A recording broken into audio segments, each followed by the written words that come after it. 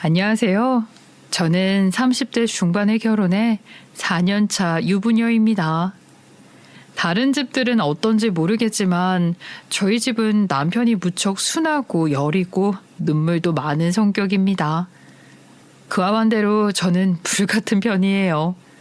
잘 욱하고 불의를 보면 잘 참지 못하고 입 바른 소리를 해야 할 때는 곧 죽어도 하고야 마는 편이죠. 어릴 적부터 다른 여자아이들과 달리 독하고 야무지고 성격도 걸걸했던지라 오히려 저보다 더 부드럽고 유한 성격의 남편과 잘 맞았어요. 왜 서로 반대가 끌린다고 하는 말처럼요. 남편이 제 이런 성격을 많이 중화시켜 주었거든요. 이런 남편의 직업은 한의사였어요. 여느 남자 의사 선생님들과 다르게 살갑고 부드러운 말투와 목소리라 동네에서 많은 어르신들이 좋아하는 한의사 선생님으로 통했죠. 저희 집은 아빠가 돌아가셔서 엄마 한 분뿐이었어요. 그래서 남편은 더욱 저희 엄마에게 마음을 쓰며 잘해드리려 애쓰는 착한 사람이었어요. 본인이 명색의 한의사인데 관절은 책임지겠다며 자주 침을 맞춰드리곤 했거든요. 침 한 번 맞는 것도 비용적으로 부담될 만한데 저희 집은 남편 덕분에 관절만큼은 잘 케어할 수 있었죠.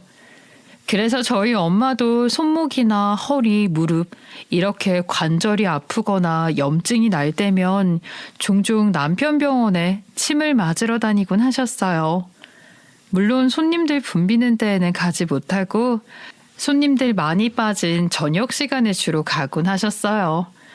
엄마가 남편 한가한 시간에 가서 침을 다 맞으실 때쯤 되면 제가 퇴근할 시간이 되어 있었어요. 그럼 남편 병원에 들러 엄마를 집에 모셔다 드리고 돌아오는 길에 남편과 만나 집에 오는 게 일상이었죠. 그런데 사건은 어느 날 갑자기 일어났어요. 그날도 여느 날들처럼 저희 엄마가 손목이 아파 침을 맞으러 간다고 한 날이었어요. 수연아, 요새 왼쪽 손목 있는 데가 시큰거리고 해서 정서방이 시간 날 때 들으라고 하더라. 요즘은 비도 많이 와서 그런지 더 쿡쿡 쑤시고 아파 욱신거리네. 그러지 않아도 오늘 정서방이 좀 한가한 것 같다고 낮에 전화 왔었어. 이따 퇴근할 때쯤 들르라고 하더라고. 그래서 지금 가고 있는 길이다. 그래 엄마. 그럼 침 잘 맞고 있어요. 내가 퇴근하면 그리로 가서 엄마 집에 모셔다 드리고 갈게요. 우리 엄마 호강하네. 하루 종일 노인네들 침 놔주고 나까지 놔주려면 힘들 텐데 고맙지. 언제 한번 주말에 와 삼계탕 한번 해줄게. 정서방 닭 좋아하잖아. 엄마는 늘 저희 남편에게 고마워하는 마음이라 뭐라도 하나 맛있는 거 대접해주고 싶어 하셨어요. 남편과 저희 엄마 사이는 그냥 서로 아끼고 위하고 보기 좋은 모자 사이라 해도 믿을 정도였죠. 엄마 뱃속에서 나왔지만 저보다는 남편이랑 엄마 성격이 비슷할 정도였거든요. 둘 다 심성이 곱고 여리면서 눈물도 많고 겁도 많았죠. 어쨌든 그날도 업무를 대강 마치고 정리해서 집으로 가려는데 모르는 번호로 전화가 걸려오더라고요. 평소 같으면 모르는 번호는 스팸이거나 광고라서 잘 받지 않는데 왠지 모르게 받아야 할 것 같은 느낌이 들어 전화를 받았어요. 여기 병원인데요. 박정숙 씨 보호자 되시죠? 어머님께서 길거리에서 고혈압으로 쓰러지신 바람에 지나가던 사람 신고로 지금 여기 응급실에 실려와 계시거든요. 병원 빨리 좀 와주실 수 있을까요? 처음에는 보이스 피싱인가 했는데 돈을 요구하는 것도 아니고 그저 빨리 오라고 하더라고요. 그 말에 사실인가 싶어 덜컥 겁이 났어요. 전 너무너무 놀라고 눈물이 막 나왔어요. 영화나 드라마 보면 울면서 택시 타고 막 황급하게 가는데 현실은 퇴근 시간이라 택시도 잘 안 잡히고 운전을 가야 하다 보니 울 수도 없는 노릇이라 눈물을 꾹꾹 참아가며 떨리는 손을 부여잡고 어찌어찌 운전해 병원으로 달려갔죠. 가자마자 프론트 데스크에서 엄마 이름을 외치며 찾아갔는데 모습을 막상 보고 나니 다리에 힘이 풀리더군요. 어떻게 쓰러지신 건지 이마도 조금 찢어져 상처도 나 계시더라고요. 그런데 쓰러져서 의식이 없으신 줄 알았더니 제 우는 소리에 엄마가 눈을 뜨시는 게 아니겠어요? 엄마, 이게 무슨 일이야? 괜찮아요? 고혈압이라니. 길 가다가 갑자기 고혈압으로 쓰러졌대. 엄마, 기억나? 세상에, 나 너무 놀랐어. 엄마 괜찮아? 어디 아픈 데 없어? 어떻게 말할 수 있어요? 뭐라고 말 좀 해봐. 그런데 엄마가 제가 올 때까지 간신히 기다리고 있었던 사람처럼 당장이라도 감길 듯한 눈을 하시고는 손은 허우적대며 제게 가까이 오라 손짓을 하셨어요. 가까이 다가가니 제 팔을 잡으시며 입을 뻥끗거리시길래 얼른 입가에 제 귀를 가져다 대었죠. 수연아, 정서방 조심해. 내가 이렇게 된 게 다 정서방 때문이야. 갑자기 돌변해서는 정서방 그거 믿지 마. 너도 큰일 나. 엄마, 그게 갑자기 무슨 뜬금없는 소리야. 지금 내 남편 이야기하는 거 맞아? 엄마 어디 머리 크게 부딪혔어요? 이게 무슨 소리야 갑자기? 지금 우리 그이가 엄마를 이렇게 만든 거라는 거야? 그이가 무슨 짓을 한 건데? 엄마? 나 무서워. 무슨 소리야 이게? 설명 좀 해줘. 엄마, 눈 좀 떠봐요. 엄마? 엄마께서 정말 겨우겨우 정신줄을 붙잡고 계셨던 것 같아요. 제게는 그런 의미심장한 말만 남겨두고 다시 눈을 감으셨거든요. 이내 정신을 잃으신 것 같아 저는 다급하게 다시 선생님을 불러야 했어요. 엄마가 어떻게 되실까봐 무서웠죠. 방금 전까지만 해도 제게 말을 건네셨는데 너무나도 갑작스럽게 엄마가 혼수 상태에 빠지게 되신 거예요. 그런 의미심장하고 수상쩍은 말을 마지막으로 남기신 채 말이에요. 퇴근하면서 갑자기 일어난 이 날벼락으로 정신이 없었던 저는 남편에게 연락할 생각도 못했어요. 응급실에서 엄마를 지키고 있다 중환자실로 올라가시고 나서야 저는 정신이 들었거든요. 병원 복도에서 울려 퍼지는 희미한 핸드폰 진동 소리에 정신을 차리고 그제야 저는 남편의 전화를 받았어요. 그런데 엄마가 정신을 잃으시기 전 제게 해주셨던 마지막 말 때문인지 이상하게 남편에게 이질감이 들고 거리감도 느껴지고 뭐 그렇더라고요. 여보, 무슨 일이야? 퇴근할 시간 훨씬 지났는데 왜 아직까지 연락 없고 집도 안 왔어? 오늘 우리 병원에 장모님 모셨던 건 들었어? 어머님 모셔다 드리고 다시 올까봐 기다리고 있었는데 아무리 기다려도 안 오길래 전화했어. 근데 전화도 안 받고. 아유, 무슨 일 난 줄 알았잖아. 어디야? 무슨 일 있어? 어머님 편찮으시대? 남편은 지금쯤이면 저희 엄마를 집에 모셔다 드리고 우리 집으로 돌아오고도 남을 시간인데 연락도 안 되고 어머님도 연락이 안 되고 혼자서 많이 놀란 듯 했어요. 전화를 받자마자 와다다 하며 질문 폭탄을 쏟아냈죠. 여보, 일단 연락 못해서 미안해. 그리고 우리 엄마가 지금 병원 중환자실에 계셔. 왜? 무슨 일 있었어? 당신 어머니랑 집에 가다가 무슨 교통사고라도 난 거야? 어머니 많이 심각하신 거야? 아니 여보, 교통사고는 아니고 우리 엄마가 길바닥에서 고혈압이 와서 쓰러지셨어. 지나가던 사람이 쓰러진 거 보고 신고해줬나 봐. 구급차가 엄마 실어서 왔다더라고. 어떻게 쓰러지신 건지 이마도 찢어지셨더라. 어머님 많이 안 좋으신 거야? 어머님 평소에 혈압이 높으시긴 하셨어. 가끔 우리 병원 오시면 혈압 재드렸는데 높으신 편이라 조심하시라고 말씀은 드렸었는데 내가 지금 그리로 갈게. 어디 병원이야? 주소 좀 찍어서 보내줘. 당신도 놀랐을 거 아니야. 괜찮아? 내가 갈게. 가서 보고 이야기하자. 남편에게 자초지종을 이야기하는데 남편이 무척이나 놀라는 느낌이었어요. 물론 장모가 갑자기 고혈압으로 쓰러졌다고 하니 놀라지 않을 사람이 어디 있겠나요? 그런데 괜히 남편이 너무 이성적이고 차분한 것 같이 느껴지고 그냥 행동 하나하나가 전부 수상쩍게 느껴지는 거예요. 여기 주소 내가 문자로 남겨줄게. 근데 엄마 병원에서 나서실 때까지는 멀쩡하셨던 거야? 침 맞거나 집에 돌아가신다고 할 때는 무슨 이상한 낌새 없었어? 오늘은 내가 진료도 좀 봐드리고 침 다 맞으시고는 거뜬해졌다고 기분 좋게 돌아가신 건데 진료받고 나가시다가 그러신 거 아니야? 집에 돌아가시다가. 남편은 본인 병원에 계실 때까지는 멀쩡했다며 자기 병원에서 발생했던 일은 아니라는 듯 이야기했어요. 그런데 한번 의심의 싹이 트니 정말 걷잡을 수가 없더군요. 남편의 그런 말조차도 의심이 되면서 엄마가 의식을 잃으시기 직전 제게 했던 남편을 조심하라던 말은 남편에게 솔직하게 이야기하지 못했어요. 뭔가 망설여졌거든요. 저희 엄마 말대로 남편이 엄마를 해코지 한 거라면 남편이 바보같이 CCTV가 다 있는 병원에서 그랬을 리가 없었어요. 게다가 남편이 병원에 있을 때는 주로 원장실에 있거나 원장실 안쪽에 딸린 진료실에 있는데 그 진료실은 CCTV도 없어요.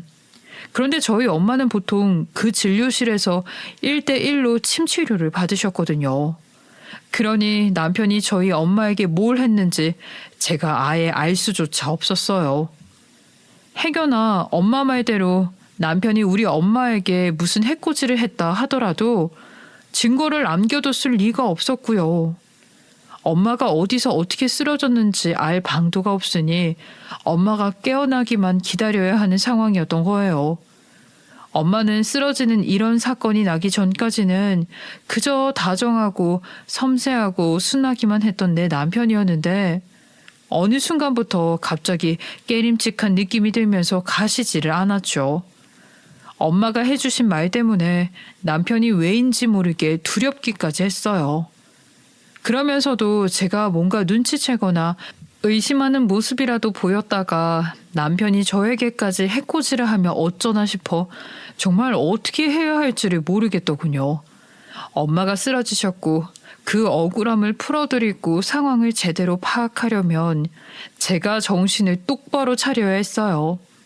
그런데 이런 저의 의심에 불을 붙여주듯 남편의 태도가 이상하게 조금씩 달라졌어요.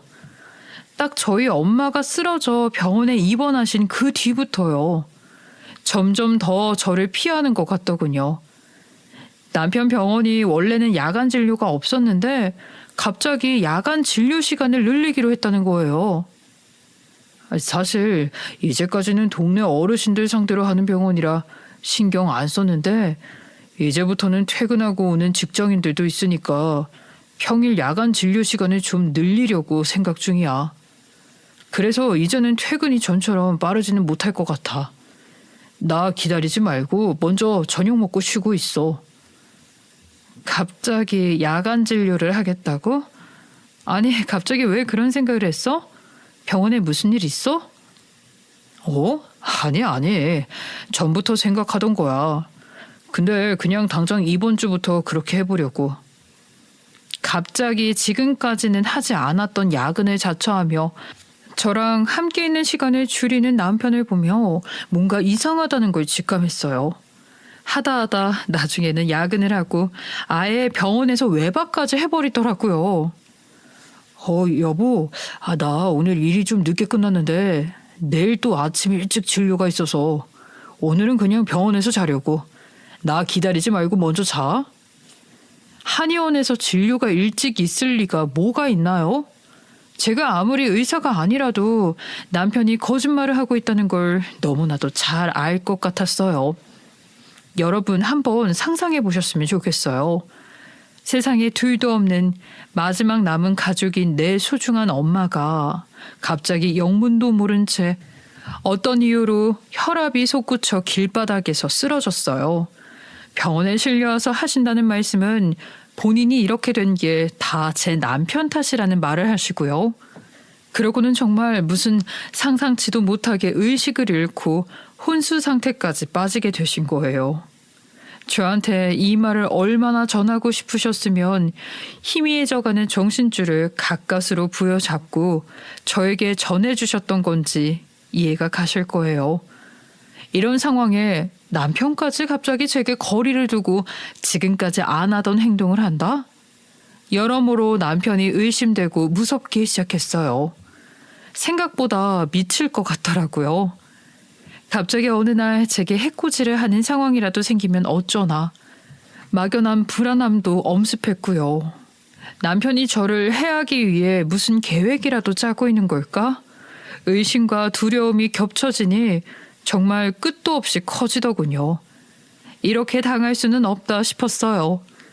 불안감과 두려움에 스트레스가 커지면서 저도 이판사판 이렇게 될 바에는 내가 쳐들어가서 진실을 밝혀내고야 만다는 심정에까지 이르렀어요. 저도 남편의 수상한 행동들을 밝히기 위한 계획을 짰지요. 일단 저를 떼어두고 혼자 가장 많은 시간을 보내는 게 병원인 듯 하니 병원에서 무슨 작당을 모의하고 있는 건지 알아봐야겠다는 생각이 들었어요. 남편이 야근한답시고 하루가 멀다 하고 집에 안 들어오니까 병원에 뭔가 있을 것 같더군요. 그래서 생각해낸 게 청소업체 직원으로 위장하는 거였어요. 남편 병원은 계약되어 있는 청소업체가 하나 있어요. 이른 새벽에 와서 계단, 엘리베이터, 병원 내부, 건물 입구, 화장실까지 전부 도맡아 청소를 해주는 분들이라 언제든지 건물 출입이 가능했죠. 저는 남편이 병원에서 외박하겠다고 연락한 날만 기다렸어요. 그렇게 벼르고 벼르던 어느 날 드디어 남편에게 연락이 왔죠. 오늘 퇴근하고도 오늘 직장인 손님이 많네. 오늘 병원에서 좀 자야 할 것 같아. 기다리지 말고 먼저 자. 그래? 알겠어. 늦게까지 고생이네. 너무 무리하지 말고 진료 끝나면 푹 쉬어. 저는 일부러 아무렇지 않은 척 남편을 걱정하는 투로 이야기하며 드디어 결전의 날이 다가왔다고 생각했어요. 오늘이야말로 남편이 병원에서 무슨 음모를 꾸미고 있는지 밝혀낼 수 있는 날이구나 하며 계획을 실천하기로 했죠. 저는 서둘러 모자며 마스크며 검은색 옷들로 온몸을 감싸고 남편의 병원 앞으로 갔어요. 무작정 병원 앞에서 서성이며 새벽이 되기만을 기다렸죠. 청소업체로 보이는 다마스한 대가 병원 앞에 도착하고 사람들이 청소도구를 막 내리기 시작하더라고요. 저는 이때다 싶어 얼른 청소업체 사람들에게 접근했어요. 안녕하세요. 여기 병원 청소하시는 분들 맞으시죠? 제 행색이 아무래도 수상해 보였겠죠. 그분들께서 저를 이상하게 쳐다보시더라고요.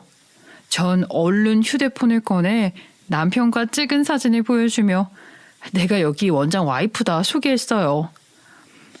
제가 지금 행색이 좀 수상하죠. 여기 이거 보세요. 여기 원장님 얼굴 아시나 모르겠는데 제가 여기 한의원 원장님 아내 되는 사람이에요. 실은 요새 우리 남편이 집에도 잘 안 들어오고 그래가지고 병원에서 뭘 하는지 확인을 좀 하려고 왔어요. 안 그러던 사람인데 요즘 들어 안 하던 야근에 외박에 제가 무슨 말 하시는지 아시겠죠? 어머, 여기 병원 원장님 맞네. 그러고 보니 가족 사진에서 얼굴을 본 것 같기도 하고 남편이 바람난 거 아닌가 싶어서 온 거예요. 마음고생 얼마나 심했을까. 그래서 지금 병원 온 거예요? 혹시나 바람이라도 났나 싶어서. 그런 것까진 아니고. 그래도 정말 병원에서 일하고 있는 걸 보면 제가 마음이 좀 놓일 것 같아서요. 남편한테 말 안 하고 몰래 한번 와본 거예요. 그래서 말인데 혹시 저 유니폼 남는 거 있으시면 좀 빌려주실 수 있으세요? 몰래 보고 가고 싶어서요. 혹시나 제가 외도 의심했다는 거 남편이 알면 좀 그렇잖아요. 아유, 알지. 아이고, 새내기 마음고생 심했나 보네. 가만 있어봐. 여기 유니폼 여분 하나 있었던 것 같은데. 어디 보자. 기다려봐요. 여기 있다. 내가 하나 빌려줄게. 아유, 근데 외도는 아니야. 내가 청소하러 올 때마다 보면 원장님 원장실에 혼자 계시는 것 같더라고. 가끔 손님도 오던 것 같던데. 청소업체 분들은 저를 아마 외도를 의심해 병원에 남편을 쫓아온 아내로 보는 듯했어요. 남편에게는 잠시 미안했지만 대충 둘러댔죠. 다행히 청소업체 직원분들은 남편의 잦은 외박에 남편을 찾아 나온 저를 불쌍하게 여기는 듯했고 그런 동정표를 얻으며 도와주지 않고는 못 베기겠다는 분위기가 조성되었죠. 덕분에 저는 생각보다 쉽게 청소업체 분들의 유니폼을 하나 빌려 입을 수 있었어요. 저는 유니폼을 입고 모자에 마스크까지 쓰고 떨리는 마음으로 병원으로 들어갔어요. 그런데 함께 엘리베이터를 타고 병원으로 올라가던 중 같이 일하는 아주머니 한 분이 이상한 말을 하는 겁니다. 참, 그러고 보니 우리 청소할 때 누가 자꾸 한의원을 들락날락해. 근데 여자는 아니야. 새내기 걱정하는 그런 외도는 아닌 것 같은데 남자거든. 눈치가 여기 원장님 손님인 것 같기도 한데 한번 원장실에 들어가면 어떨 때는 금방 가버리고 어떨 때는 꽤 오래 앉아있는 것 같던데. 그이 손님이라고요? 그게 누구예요? 어떻게 생겼는지 보셨어요? 둘이 혹시 무슨 이야기하는지 들으신 적은 없는 거예요? 우리야 청소하느라 정신없고 그 사람이 올 때면 모자며 이것저것 가리고 와서 얼굴을 잘 못 봤는데 하여튼 여자는 아니었어. 오히려 아저씨에 가까웠지. 근데 워낙 원장실에 틀어박혀서 이야기하니까 무슨 얘기를 하는지는 들어본 적 없어. 그 사람 여기 자주 들르나요? 저는 그 사람이 왠지 수상해서 아주머니께 더 자세히 이야기해달라고 말했어요. 자주는 아닌데 그래도 잊어버릴 때쯤 되면 한 번씩 찾아오더라. 근데 꼭 이렇게 야심한 시각이 와. 무슨 범죄자가 밀항하는 것처럼. 그러고 보니 요새 또 못 본 지 좀 되었네. 오면 꼭 원장님이 다급하게 나와서 그 사람 데리고 원장실로 쏙 들어가 버리던데. 아주머니는 그 수상한 남자도 잊어버릴 때쯤 되면 한 번씩 이렇게 야심한 시각에 병원에 찾아온다 했어요. 그럼 원장인 저희 남편이 나와 다급하게 모시고 원장실 안으로 들어가는 건 몇 번 봤다고 했죠. 하지만 청소하시는 분들 전부 하나같이 그 둘이 무슨 이야기를 주고받았는지는 듣지 못했다고 했어요. 저는 그 들락날락한다던 사람이 누구인지 알아내야겠다는 생각 먼저 들었어요. 남편 병원에 발을 들이니 남편은 원장실에 있는지 조용했어요. 기회가 되면 남편의 방에 들어가 무슨 일을 벌이고 있는지 단서라도 조금 얻어볼 생각으로 병원 내부에서 어슬렁거리며 있었죠. 남편이 화장실이라도 가려고 나가면 원장실에 들어갈 생각으로 버티고 서서 청소하는 척을 하고 있었어요.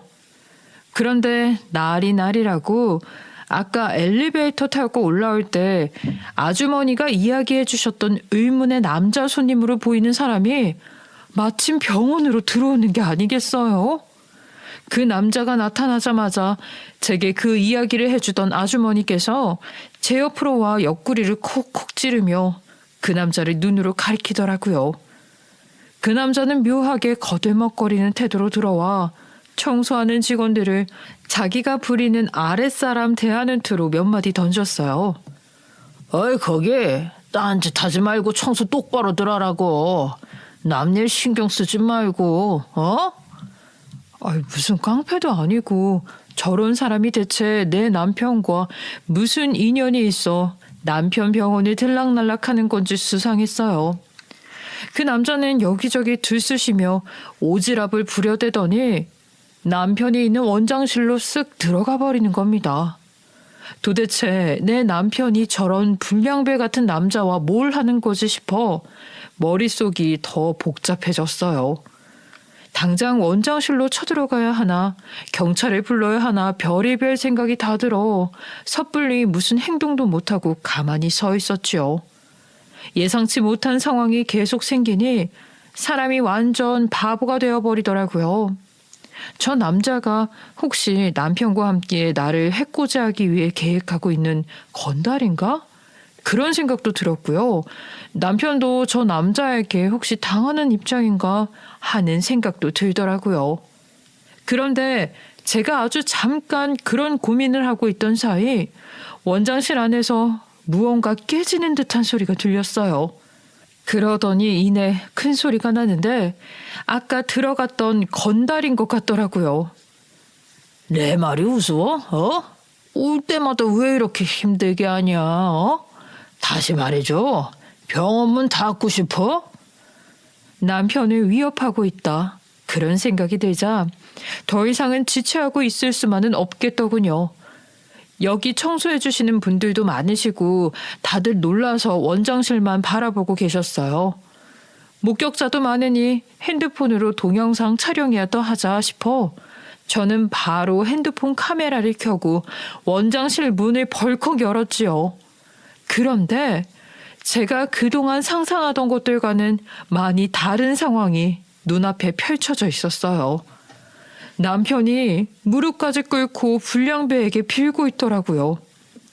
여보 하는 소리가 절로 나왔어요. 제 목소리를 듣자 남편이 화들짝 놀라며 벌떡 일어났고요.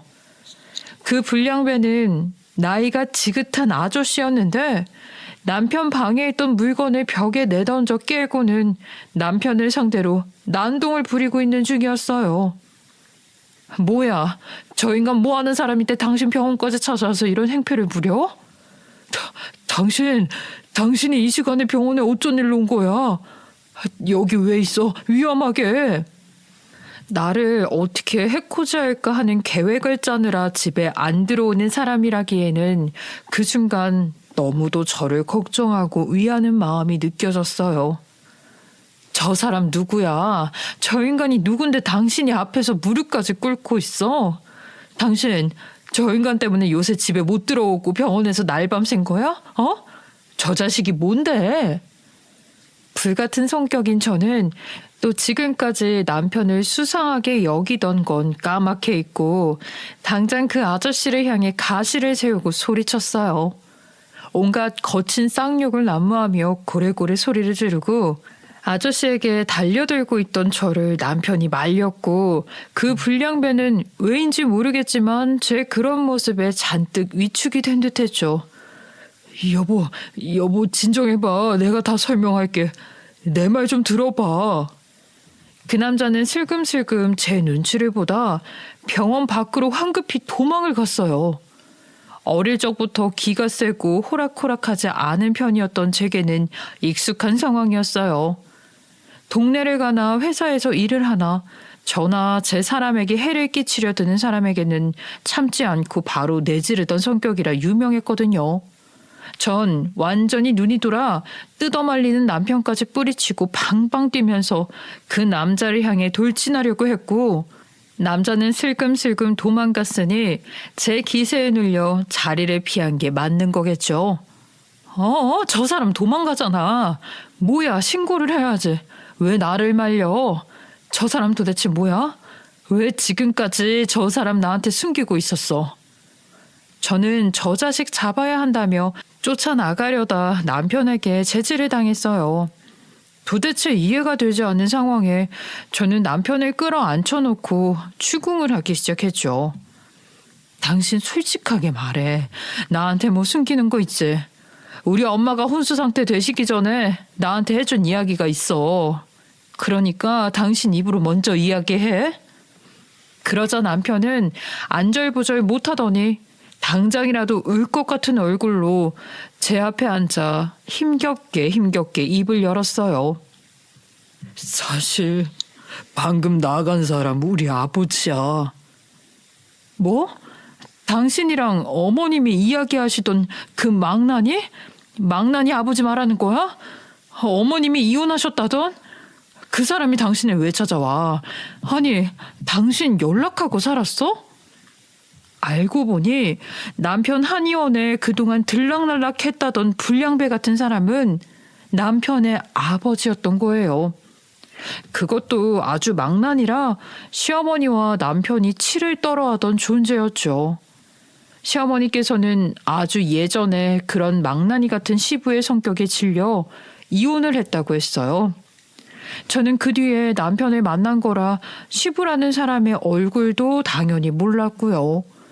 그냥 남편이 대충 해준 이야기들로만 상황을 알고 있었는데 주폭을 일삼고 가장으로서의 역할은 하나도 하지 않으면서 대접만 받으려 들었던 망나니라 남편이 무척 싫어하면서도 두려워했다고 했어요.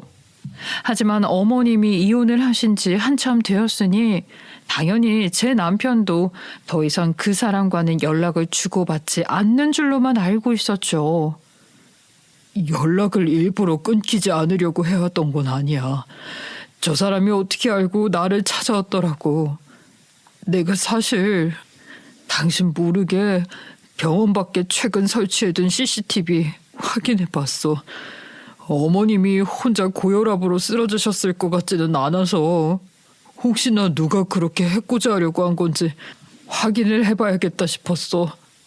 근데 저 사람이 어머니한테 그런 거야. 어머님 가방 뺏으려고 하던 장면이 찍혀 있더라.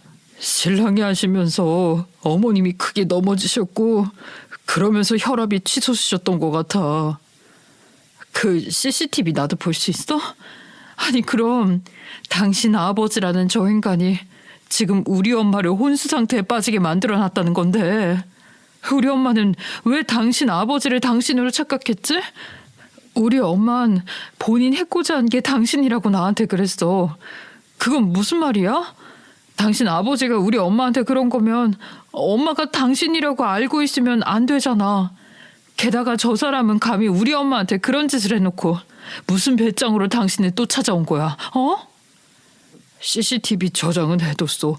혹시 몰라서. 이야기 다 하고 나면 보여줄게.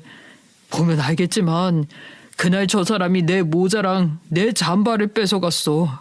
비싸 보인다며. 목도리로 얼굴 칭칭 감고 모자까지 썼는데 내 잠바를 입고 그러고 있으니 어머님 입장에선 다급하신 와중에 나라고 착각하셨을 수도 있겠다 싶어. 근데 저 인간 그게 우리 장모님인 건 몰랐을 거야. 내가 결혼했다는 거 밝히지 않아서. 뭐? 당신이 결혼했다는 사실은 모른다는 거야? 그럼 당신 장모라는 것도 모르고 그냥 지나가는 행인 가방을 그렇게 도둑질하려고 했었다는 거네? 세상에 그런 질 나쁜?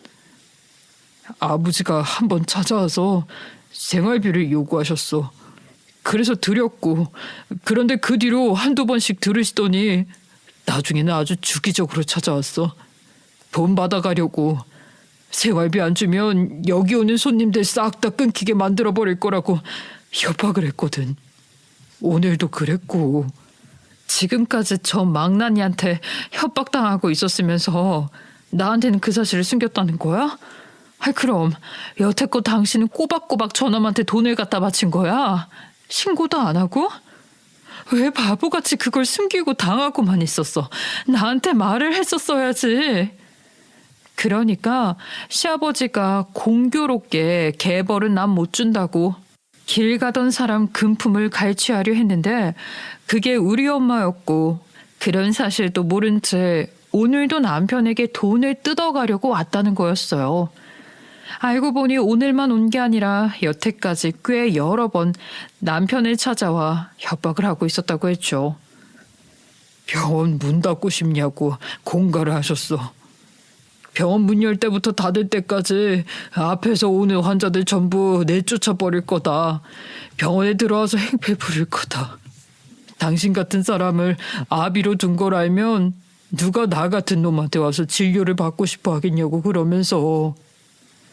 생활비를 꼬박꼬박 주지 않으면 병원 앞에서 난동을 부리고 원장실로 쳐들어와 행패를 부리겠다며 나 같은 아비를 둔 너가 누가 선생님으로 봐주고 진료를 보러 오겠냐 협박을 일삼았다는 이야기를 듣는데 아우 정말 세상에 어떤 아버지가 자기 아들한테 저럴 수 있나 입이 안 다물어지더군요. 저런 것도 부모라고. 남편 입장에서는 어린 시절 내내 강압적이고 무섭다고만 생각했던 아버지였으니 나이를 아무리 먹어도 무서웠다고 했어요. 신고할 생각도 못했어. 한평생 저 아버지라는 인간을 두려워하면서 살았으니 그게 극복이 잘 안 되더라. 원래는 장모님을 그렇게 만든 게 저 인간이라는 걸 알았을 때 신고하려고 했었어. 그런데 막상 신고하려다 보니 그런 생각이 들더라. 혹시나 당신이랑 당신 어머님까지 얼굴을 알게 되면 아버지가 내 가족을 찾아가서 보복이라도 하는 게 아닐까.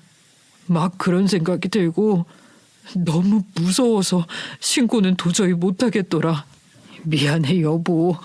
내가 나쁜 놈이야. 장모님이 그렇게 되셨는데도 신고를 못했어. 미안해. 남편은 그렇게 말하며 눈물을 훔치기 시작했어요. 정말 한없이 여리고 순한 바보 같은 사람이더라고요. 저는 그런 줄도 모르고 엄마가 혼수 상태 빠지기 직전에 남기신 말 때문에 남편을 정말 무시무시한 사람으로 의심하고 혼자 상상의 나래를 펼쳤는데 말이에요.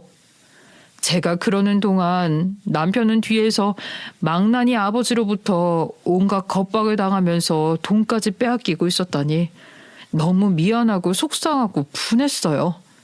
남편도 우리 엄마도 내게는 다 하나밖에 없는 소중한 사람들인데 감히 형편없는 인간 나부랭이가 내 사람들에게 이렇게 해코지를 하고 있었다니. 지금까지는 몰라서 참았다면 이제 알게 된 이상 참을 수 없었어요. 모든 수단을 다 동원해서라도 저는 저희 가족을 그 불안당으로부터 지켜내야겠다는 생각밖에 없었죠. 신고를 못한 남편이 바보같이 느껴졌다거나 답답하다는 느낌은 전혀 들지 않았어요.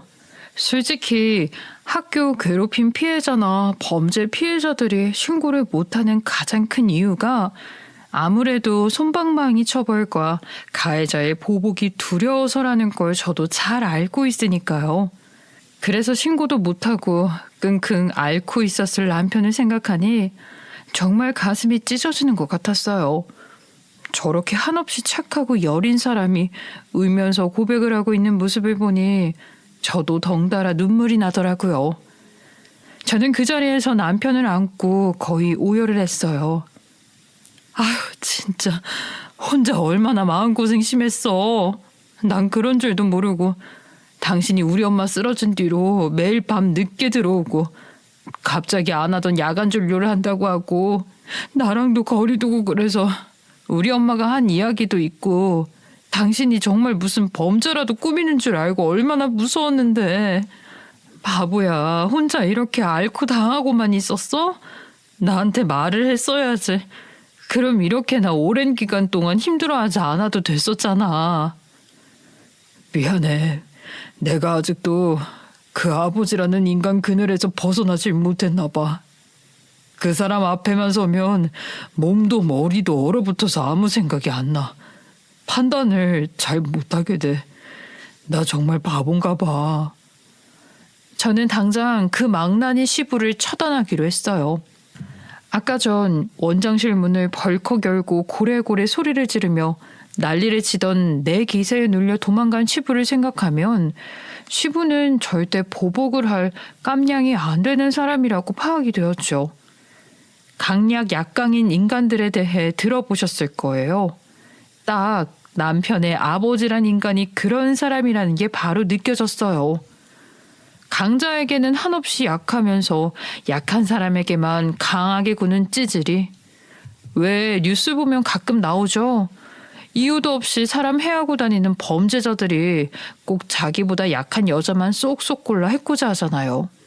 남자는 건드리지도 못하고 말이에요. 딱 그런 한심한 인간들 같은 수준이라는 게 느껴졌어요. 하등 중에 하등인 주제에 감히 내 사람을 건드리다니.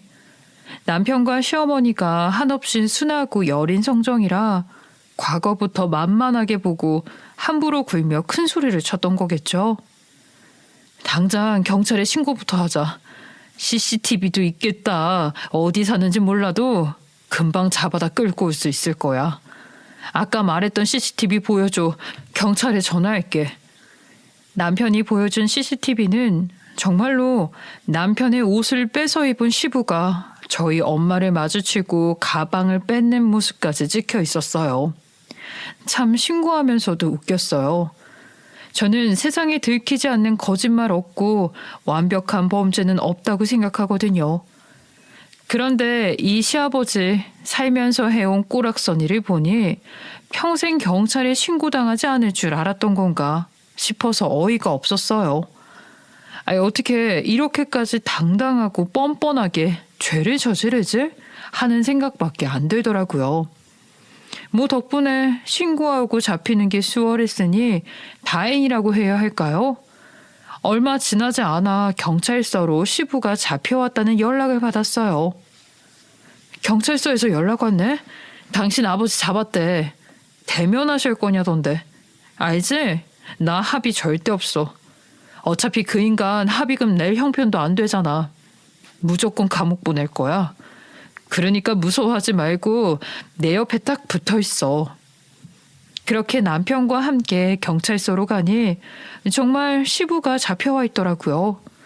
시부가 저를 보자마자 바로 알아보곤 제 앞에서 무릎을 꿇고 사과하기 시작했어요. 선생님, 정말 죄송합니다. 아니, 이 늙은이가 잘못했습니다. 제발 한 번만 선처를 용서를 해주세요. 다시는 나타나지 않겠습니다. 예? 제가 얘 아비 되는 사람입니다. 나이 들고 써주는 데도 없고 당장 굶어 죽게 생겨서 그랬습니다. 다시는 안 그러겠습니다. 정말 잘못했습니다. 남편에게 거들먹거리며 행패 부리던 모습은 온데간데없고 정말 볼품없이 작게 위축된 늙은이 하나가 앞에 있을 뿐이더군요. 사람이 뻔뻔한 것도 정도가 있지. 내 남편한테 그간 뺏어간 금액이 얼만데 먹고 살 형편이 안 되어요? 그 돈이면 일 안 해도 충분히 먹고 살 정도는 되었을 텐데. 그래 놓고 길 가던 우리 엄마 가방까지 뺏어서 도망가려 했잖아요. 내가 모를 줄 알았어요? 그분이 어머님이신 줄 저는 정말 몰랐습니다. 죄송합니다. 잘못했어요. 이렇게 자백하고 있으니 제발 한 번만 봐주세요.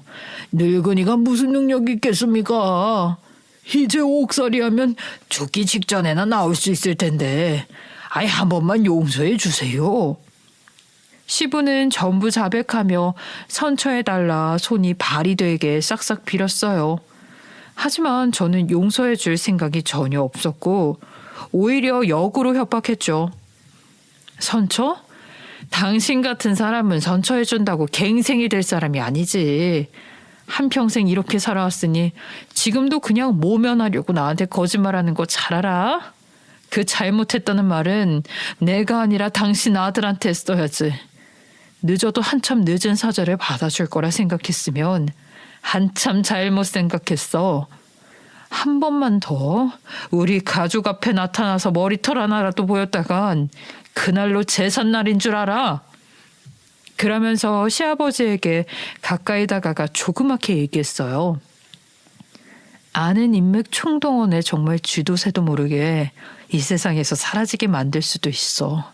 내가 하는 말 농담으로라도 듣지 않는 게 좋아. 웃기게도 시부는 제 말도 안 되는 해코지에 그대로 속아 넘어가는 듯 했어요. 그렇게나 남편과 시모를 못되게 굴었던 인간이 맞나 싶게 순진하더군요. 하는 일 없이 술이나 퍼마시고 한량 불량배처럼 한평생 살았으니 그런 노인에게 뭐가 남아있었겠어요. 남편은 한평생 자기와 엄마를 괴롭히던 악마 같은 사람이 기어코 감옥에 가는 걸 보는 날이 올 줄 몰랐다며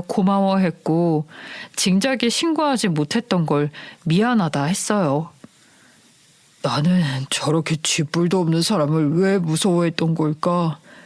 나한테 하듯 당신한테 하면 어쩌지 그 생각뿐이었어. 그냥 나 혼자 참고 당하면 되는데 괜히 일 커졌다가 당신이 해코지라도 당한다면 난 정말 나를 용서할 수 없을 것 같았어. 그냥 나 하나 참고 생활비 좀 드리면 되는 문제라고 생각했어. 게다가 신고한다 해도 고작 이런 일로 옥에 갈 수 있을까? 그런 걱정에 만에 하나 옥에 들어갔다 해도 금방 나올 텐데 나온 다음에는 어떻게 되는 거지? 전부 쓸데없는 걱정이었나 봐. 정말 미안해. 그래 아가, 나도 정말 미안하다. 내가 남편을 잘못 만나 기어코 너랑 사돈 어른에게까지 폐를 끼치게 되었구나. 내가 네 얼굴 볼 면목이 없다. 이걸 어떻게 해야 용서가 되겠니? 정말 미안하다. 감춘다고 감춰지는 게 아닌데 말이야. 아유, 아니에요 어머니. 다 이해해요. 그리고 여보, 그래 그럴 수 있겠다 싶어. 당신은 살면서 한 번도 아버지를 맞서 싸워본 경험이 없으니까 싸움도 싸워본 사람이 할 줄 안다고. 순둥이인 당신은 엄두도 못 냈겠구나 싶어. 그래도 장모님이 겪으신 일을 생각하면 내가 그때는 신고를 했었어야 했는데 정말 죽을 죄를 졌어. 온통 아버지가 찾아와 해코지하면 어쩌지라는 생각에 갇혀서 다른 생각은 일절하지를 못했나 봐. 한평생 나랑 우리 엄마 괴롭히던 악마가 옥에 정말로 가게 되는 날이 올 줄은 몰랐는데 정말 고마워. 나도 엄마 말만 듣고 세상 착한 당신 의심했잖아. 나도 잘한 건 없지. 당신 의심하느라 병원 찾아왔던 건데 그 덕분에 상황을 알게 된 건 다행이라고 생각해. 우리 서로 믿졌다 생각하자. 그리고 어머님도 그만 미안해 하셔요. 저희 부부는 그 일이 있는 후로 더욱 돈독해졌다는 말이 맞겠네요. 다행히 엄마는 금방 며칠 뒤 무사히 깨어나셨고 후유증도 없으셨어요. 그러다 보니 남편에 대해 가지고 있던 작은 원망도 금방 풀렸죠. 장모님, 정말 죄송합니다. 그날 장모님께 그런 짓을 한 건 제가 아니라 오래전에 저희 엄마랑 이혼하셨던 아버지세요. 그날 하필이면 그 사람이 제 옷가지들을 빼앗아 갔는데 그걸 입고 장모님께 접근했던 모양이에요. 장모님 쓰러지신 날 CCTV 돌려보다 알았지 뭐예요. 저인 줄 알고 얼마나 놀라셨어요. 제가 면목이 없습니다. 정말 죄송합니다. 아이고, 나는 그런 줄도 모르고 기억이 아득아득하긴 한데 그래도 그 나쁜 인간이 옥에 들어갔으니 다행이구나. 어릴 적부터 그런 사람 밑에서 자라느라 얼마나 속이 다쳤을꼬. 정서방도 고생 많았네 지금까지. 엄마가 정신을 잃으시기 전 남편에 대해 크게 잘못 오해했던 부분도 이렇게 풀어드렸어요. 엄마도 제 남편을 보듬어 주시고 하니 우리 가족은 다시 안정을 찾았어요. 물론 시부란 인간은 보잘것없는 형량만 받은 수준이라 언젠가 다시 사회로 나올 테지만 남편도 이제는 시부가 이빨 빠진 호랑이라는 걸 깨달았는지 예전만큼 무조건적으로 두려워하진 않더라고요. 오히려 자신이 듬직하게 지켜주지 못한 것에 대해 약간 부끄러워하고 있지만 괜찮다고 잘 다독여 주었답니다. 시부가 다시 우리 앞에 나타날 정도로 배짱이 있어 보이지도 않으니 남편과 시모는 사실상 그 망나니로부터 자유로워진 거나 다름없어요. 하지만 다시 나타난다 한들 두려울 게 하나 없어요. 사연 보내면서 많은 분들이 혹시나 걱정해 주실까봐 작은 사실 하나 밝히자면 실은 제가 체육을 전공한 사람이거든요. 지금도 관련 직종에서 일하고 있어서 야리야리한 일반 여성분들과는 좀 달라요. 나이든 노인 하나쯤 무력으로 제압하는 것 어렵지 않기 때문에 정말로 걱정 없으니 제 이야기 들으시는 분들 모두 크게 걱정하지 말고 안심하셨으면 좋겠습니다. 그리고 남편과 시어머니의 아픈 과거를 통해 트라우마가 이렇게나 무서운 거구나 싶어서 되려 그 둘이 너무 안쓰럽고 애잔한 생각이 들었어요. 그리고 나도 누군가에게 트라우마로 남지 않도록 잘 살아야겠다는 생각도 들었고요. 저는 이 사연을 적어보내는 지금까지도 내 가정은 내가 지킨다는 생각으로 우리 부부는 안전하게 잘 살 수 있도록 노력하고 있어요. 그리고 앞으로도 잘 살 예정이랍니다. 저의 이야기 들어주셔서 감사하고요. 다들 무더운 여름 건강히 잘 이겨내시길 바랍니다.